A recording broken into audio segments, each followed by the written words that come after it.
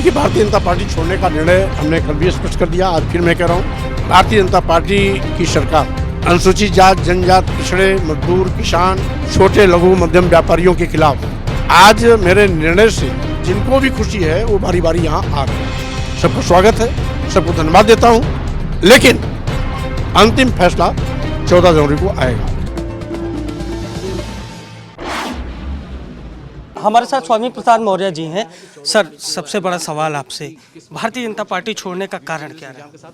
देखिए, भारतीय जनता पार्टी छोड़ने का निर्णय हमने कल भी स्पष्ट कर दिया, आज फिर मैं कह रहा हूँ कि जिस तरीके से भारतीय जनता पार्टी की सरकार अनुसूचित जात, जनजात, पिछड़े, मजदूर, किसान, बेरोजगार नौजवान और छोटे लघु मध्यम व्यापारियों के खिलाफ काम कर रही थी, उचित अवसर पर कई बार ऐतराज भी किया, रवैये में कोई परिवर्तन नहीं हुआ। नतीजा हुआ कि जब जनादेश फिर से पाने की बारी आई तो समय रहते मैंने अपना राजनीतिक फैसला सुनाया।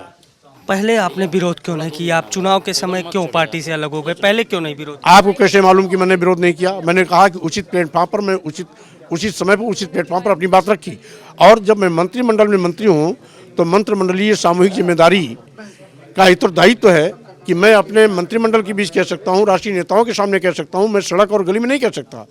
आज मैं मंत्री नहीं हूँ इसलिए मैं कहीं कह सकता हूँ, कुछ भी कह सकता हूँ, लेकिन जब मंत्री रहता हूँ तो मंत्रिमंडल के सामूहिक जिम्मेदारी के निर्वहन के उत्तरदायित्व भी हमको निभाना रहता है और उस संवैधानिक दायरे में रह करके मैं उचित प्लेटफॉर्म पर अपनी बात रखता रहा।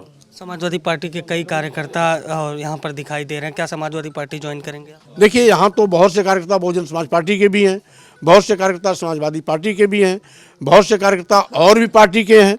इसलिए अभी आज मेरे निर्णय से जिनको भी खुशी है वो बारी बारी यहाँ आ रहे हैं।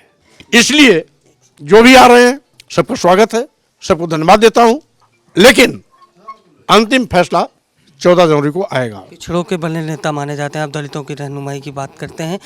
भारतीय जनता पार्टी भी कहती है कि पिछड़े और दलित हमारे साथ है। अब पिछड़ा और दलित किसके साथ? 2022 का चुनाव परिणाम बताएगा कि दलित पिछड़े कहाँ खड़े हैं।